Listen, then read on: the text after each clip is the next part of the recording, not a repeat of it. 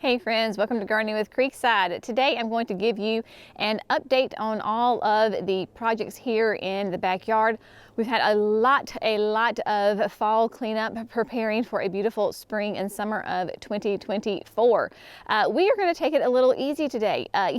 Yesterday I got completely taken out by a 24-hour stomach bug. No fun. I think we've all been there before, and I just at one point I was like, Lord, just take me now. Just take me home.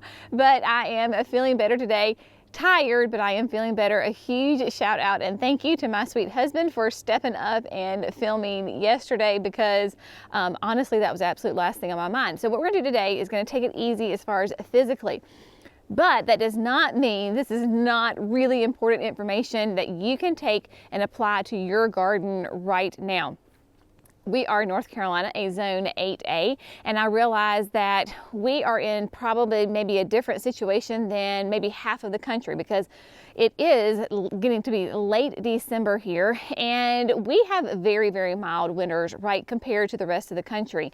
And I know, so some of you are covered in snow or are very frigid, so take this information and just apply it to a different time calendar-wise to your garden. But if you are in my warmer zones, really probably like zones 6 and warmer, you can take these things that we're doing here in our gardens and you can apply them directly to your gardens. We are back here in the backyard, and I have talked about it before that I have just the absolute most amazing staff ever, and they came over and cleaned up some things for us here in the backyard the other day. You will notice that the dahlia patch is, quote, gone. It is all cleaned up, nice and neat and tidy. They just did a fantastic job. Now, because, let's review here for those of you maybe who are not quite familiar with us and our dahlias. I have 3 different rows here full of dahlias. They are planted on both sides. You can see that we have it on drip irrigation on both the right and the left. This is our second year, just completed our second summer of growing dahlias, and I always thought that dahlias were very daunting and just a very troublesome, high maintenance kind of garden to have flowers to keep in your garden. And when we went to go visit Laura and Aaron of Garden Answer 3 years ago, I guess now, we went in September, and that was when her dahlias were just in all of their glory. Talking with her, and she was like, no, they are literally like the easiest crop ever. So she was sweet enough to send me a whole big box of her dahlia tubers the next spring. So that would have been spring of 2022. And I planted them. So here in the dahlia patch, on each side of the stakes, to the right side of the stakes, are Laura's dahlias. And then last year, because I love them so much and they are highly addictive, I ordered more for myself. So on the other side of the stakes are the dahlias that I bought and then grew last year. We had a stunning garden. They were gorgeous. They did much better the second year than they did the first year, just because I think of the timing as far as going in. But we are with, like I said, that North Carolina 8A. We were just changed to an 8A. We were a 7B. And I know there is some question about, do you leave the dahlias? Do you dig them up? We do not dig our dahlias. We leave them alone. Next year, I may need to dig them in order to divide them, especially some of those from Laura, because they are getting quite large. You can see that Cece and Randy came in here and basically cut everything down to the ground. That is what we're doing. All the top had completely died from our multiple freezes, came in and just cut everything down to the ground.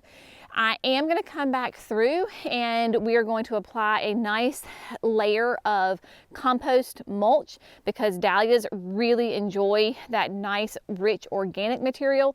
So compost is going to be a great thing for us to add. More than likely, I mean, I could do the land and sea, or I could do our bulk compost. It'll honestly just depend on which one I have more of right now, and I will use that. But just come in on the beds and give them a nice top layer.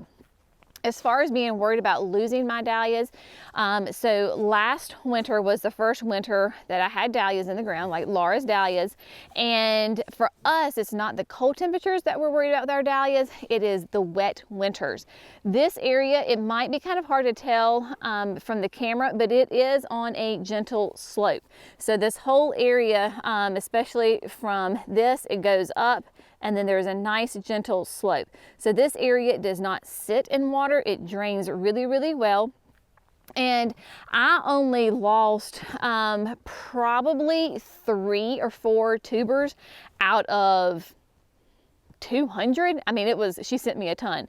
And so what I would do is kind of throughout the winter is I would come where you could see the stalks were sticking up, and I would pull back the dirt and kind of fill my tubers, and they were nice and firm. So then I'd cover them back up. It was just more of a mental check. Not that I could really, I guess I could dig them up, but I did not, and they did great. So I'm not worried about them this year.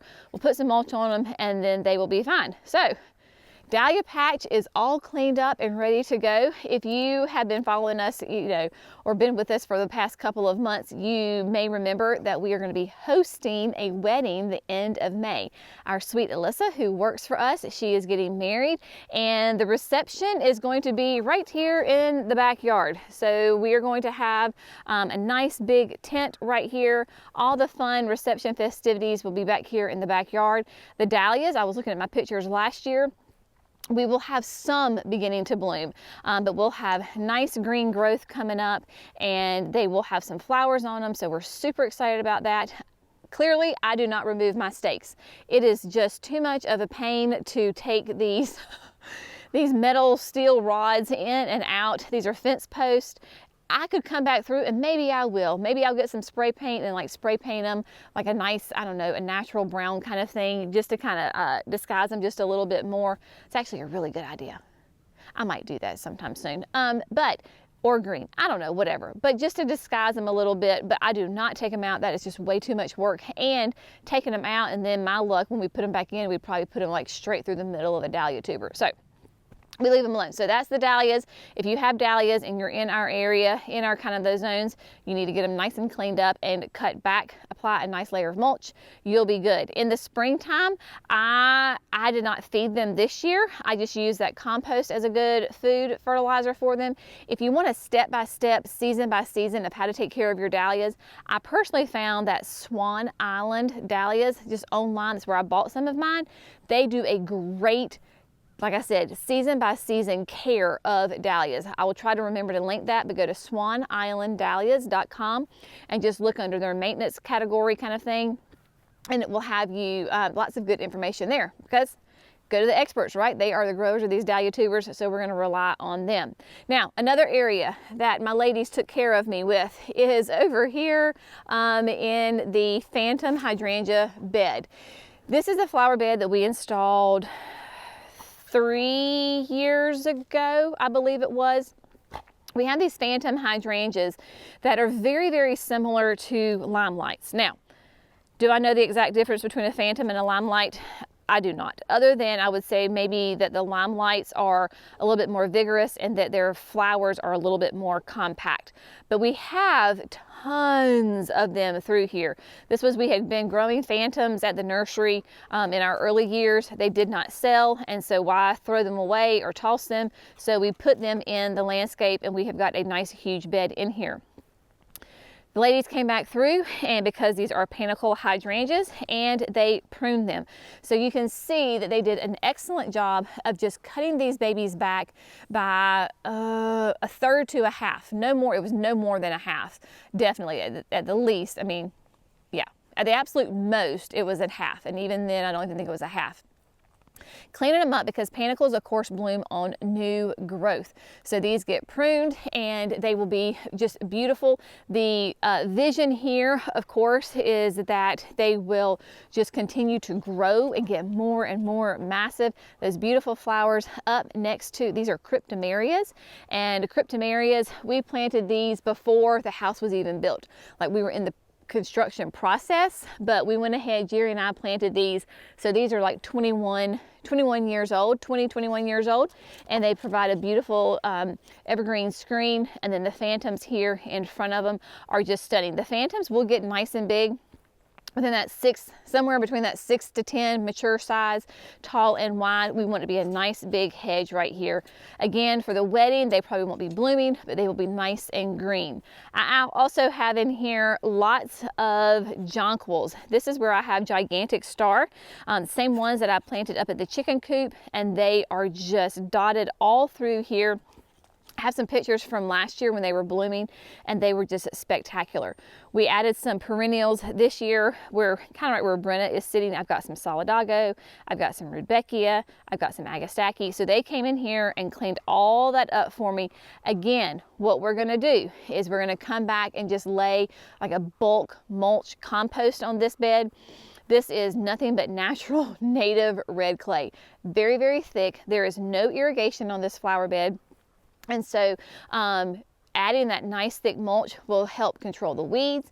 It will help retain moisture. It makes it look nice, of course. And so for me, my main 2 points of using the mulch is that it helps the moisture control, which is really, really important, especially when a bed's not on irrigation. And then 2, the suppression of weeds, because that is just massive, especially in an area like this that is very natural. It's literally on the back of our property. I don't see it a whole ton, so I'm not here, so I'm not as vigilant about pruning my weeds here. So any little bit of help I can get, I will get that for sure.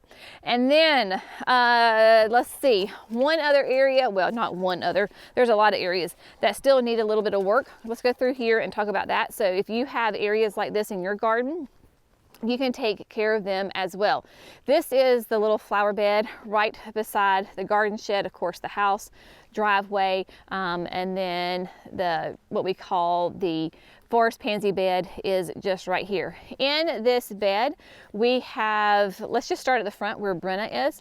This is Amsonia, and Amsonia is a wonderful native perennial, and it does gorgeous light blue flowers in early spring, has nice, very feathery green foliage throughout the summer, and then in the fall it turns a brilliant gold. It is stunning. It is done. So what I will do is take you can take hedge trimmers, or you can take your pruners, and you're just going to come through and just whack it. I mean, all the way down to the ground. So essentially this plant completely disappears. So I need to come in there and then just go right all the way down to the ground. Very much like you would do like a baptisia. We had a couple of phantoms left over when we did the bed we were just at. So we put them here underneath this maple tree, and I will do the same thing. I will come in and I will prune them back by, anywhere from a third is optimal, right? So we just cut it back by a third. And then of course, any weeds that are in here, go ahead and get those weeds out too, my friends. Tis the season for weeds. You know, the weeds are one of those gifts that just keep on giving to the gardener. Doesn't matter if it's spring, summer, or fall, there's a whole new crop of weeds all the time. And then finally, I have in here, these are some beautiful, I believe these are Oakland hollies. And because we want to basically create a screen, we have a little bit of a parking lot right here. You know, you got 3 teenagers and yeah, lots of cars, and then a business. So we always have cars around here. So this is one little parking spot that we kind of created. And so these Oaklands are going to grow up and form a nice kind of hedge for us. In the meantime, what I did this past year, which I will do again next year, this is Mexican sunflower. And you can see they too are completely done, right?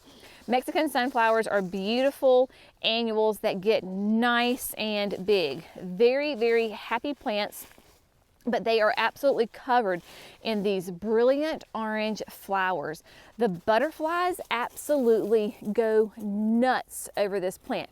And I don't know if you could hear, but when Brenna just ran by, so it dropped some seeds. So I may have, you know, a gazillion of these in the flower bed right here next year. So we'll see. But anyway, it did its job, what I wanted it to, because you can see right here between these 2 hollies, how it just filled in. So especially in the late summer, it was really stunning. So all I have to do is just come in and just pull them out and just get that bed cleaned up, and it will we'll be good to go as far as that goes. And then one other thing that I wanted to show you is Down here we have, I planted a whole row of camellias. I'm pretty sure that we filmed that, so I'll try to go back and link that for you. But here in the south, of course, right, camellias are just one of those iconic southern shrubs because they are for those warmer zones. There are some camellias that are hardy to a zone 6, but typically like the sweet spot, I would say would be like maybe like an 8 to 10. Even for me, sometimes in that 7B, 8A area, depends on the camellia and where I put it, that it may still be too cold for it. So last year, we planted a hedge of camellias. We have 2, 4, 6 of them here. Now, these camellias are tiny, right? And camellias are notoriously slow growers. So we have them basically in a straight line right here along the creek bank. All of these are what we call japonica camellias. There's 2 main types that we grow here in the United States. We grow sasanquas, which are blooming right now, and then we have japonicas that will bloom anywhere from January to early spring. You know the difference because japonicas will have a really nice big leaf. Sasanquas are little, like if you look at like my thumb compared to this leaf, sasanquas will be much closer to my thumb size. A japonica is a really nice big leaf. The great thing is that they are covered in buds. So I have little flower buds all over my japonicas. Each one of these is different in this spot. So they're all different, but they're in that pink, white, and red family. And then I planted them according to their colors. What I'm so excited about these camellias is that they sat in their cans for over a year. Yeah, they did. So my mama and I went to Camellia Forest, which is a really well-known, reputable nursery in the Raleigh area, and they grow camellias. That is their specialty. You can order online, so you can go to Camellia Forest. I will link that for you. So you can order online, but every couple of times during the year they have open houses. So my mom and I went to an open house in early spring and filled up my car, and these did not get planted till a year later. Yes, I know. So they were looking rough. So we put them down here along the creek bank, used lots of beautiful land and sea compost on them. And y'all, I'm just gonna be honest, I'm just happy they're alive. I'm happy they're alive, and I'm happy that we have got some little flower buds on them, because as far as I'm concerned, that is a great success. Now, something has been chewing on a couple of these, so I will have to investigate. But that's the thing about camellias, is if you can get them established in those first year, 2, 3 years, then you're going to be good to go. It's like they seem to be the roughest as far as hardest to get them going in those initial years, right? They sleep, they creep, and then they start to leap. So if you have camellias, just be patient. The couple of advices that I have with growing camellias is, 1, make sure your sun conditions are right. There are full sun camellias, so a lot of the camellias from Southern Living, that October Magic series is full sun. Like I have my white shishis in full sun. October Magic Ruby, full sun, and they are thriving and doing great. If I were to put these japonicas in full sun, they would fry and die in 1 season. So make sure that the sun conditions for the plant match where you put them. As far as these go right here, they get lots of beautiful morning sun because the sun comes up right behind me, but then it sets behind these trees. So about 11, 12 o'clock in the day, these are already in the shade. So they get enough sun, but they're not getting fried. So just make sure that the conditions that the plant needs is what you're having in your garden. So doing that. Next, organic material. This area right here is nothing but just awful thick red clay soil. So we did use a lot of good compost. We added some into the hole, we mixed it in with that native soil, and then we top dressed. I really do need to come back through and top dress again.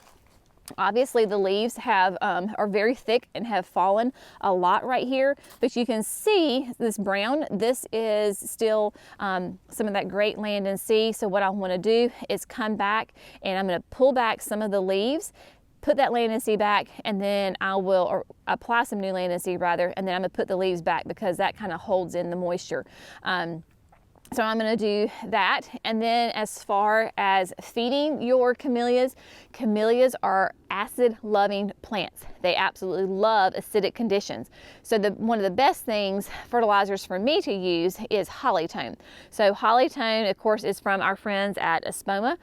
For those acid-loving plants, obviously, hollies love it, camellias, azaleas, gardenias, and it has it listed on the bag what great plants love that Hollytone. It tends to be a lot of those evergreens really enjoy that more acidic fertilizer. So I will do it coming out of winter, going into spring. So let's say, you know, March, right? Sometime in March, and then I will probably do it again about 8 weeks later, so that could be sometime in May.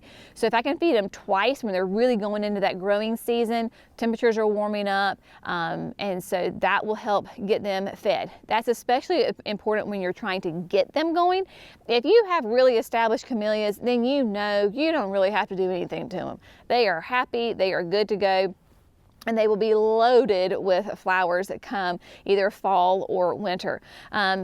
So that is the plan for these, but like I said, I'm just happy that they're alive, that they have flower buds on them. That in my book is a great success, and I am thinking long term with these. Am I thinking that these are going to be, you know, full and thick and gorgeous for this May wedding? No, I just want them to be healthy and alive and producing more flowers and more leaves every single season, and then we will be we'll be very happy and good to go. Now, I am going to show you a whole nother area because this is an area that we are going to develop this winter. We started on it last year, so we have this beautiful flower bed that reaches, it, you know, flows along the creek bank. These are all azaleas. These were azaleas that came from my mama when we built our house 20 years ago. And they really have been neglected. Now, if your azaleas look like this, they're kind of yellow, don't worry about it.